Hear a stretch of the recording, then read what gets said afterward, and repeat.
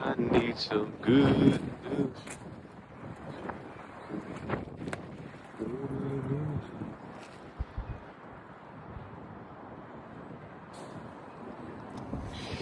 All right, well, today we're replacing this bad boy. Draft Inducer.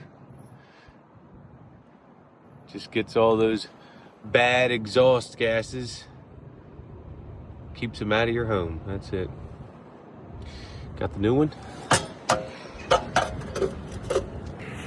What we're gonna do is we're gonna test to see if the heat exchanger is cracked with this guy right here. Okay. What I'm doing here is testing the heat exchanger. And how I'm doing that, how you can do it, is you take a lighter, preferably a long neck lighter, and you take the flame and slowly put it over and then in each of the tubes of the heat exchanger where the gas flows in, where the flame goes in. And you do that when the blower motor is running.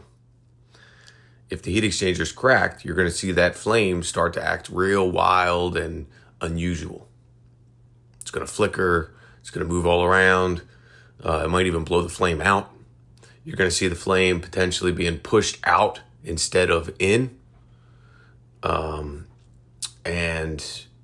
yeah, you're going to see a lot of effects on that flame. And that's how you tell whether a heat exchanger is cracked or not. All right, so we just installed this new manifold. Draft inducer. And now I have to adjust the manifold because the gas pressure is too high. So I gotta lower it. As soon as I can find the end of my 11-in-1, which should be hiding somewhere.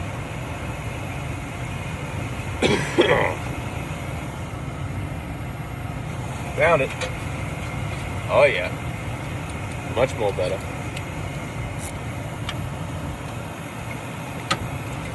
We're reading about 3.8. Manufacturer recommends 3.5, so we're just going to turn her down a little bit.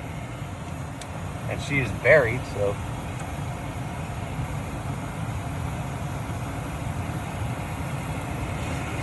Let's see.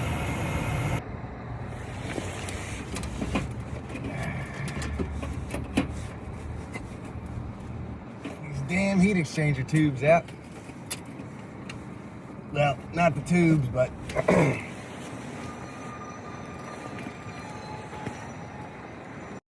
What you're seeing me do now is clean out the heat exchanger tubes. When you take off that cover where the draft inducer is mounted, there's tubes inside that have little baffles in them that you can pull out. There it is right there. And all that rust and all that's coming out, that's the rusted part of the tube that shouldn't be that way. And so what's happening is those rusted parts are probably where the air is coming through, where it's cracked. What I'm doing is trying to clean it, trying to prevent as much restriction as I possibly can, because the customer needs their heat on, and a new heat exchanger, which they did opt to have installed, it's going to take 2 weeks to get in. So even if they were willing to do it immediately, I couldn't do anything about it. So what I'm trying to do here is make it as good as I possibly can, restrict as much airflow as possible to see if I could get it to run and stay running long enough for them to not freeze in this storm.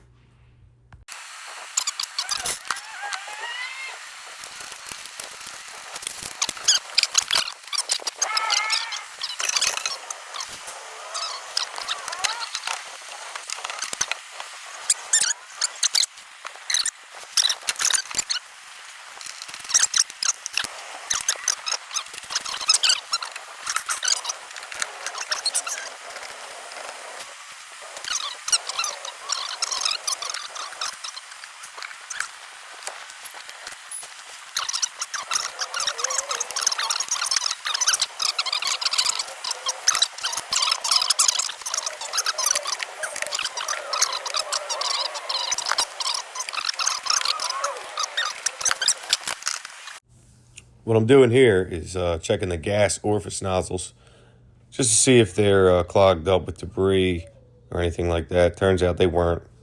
They usually aren't. Gas from the city is generally pretty clean, so it's not usually a problem, but I was hoping that maybe it would make a little bit of a difference.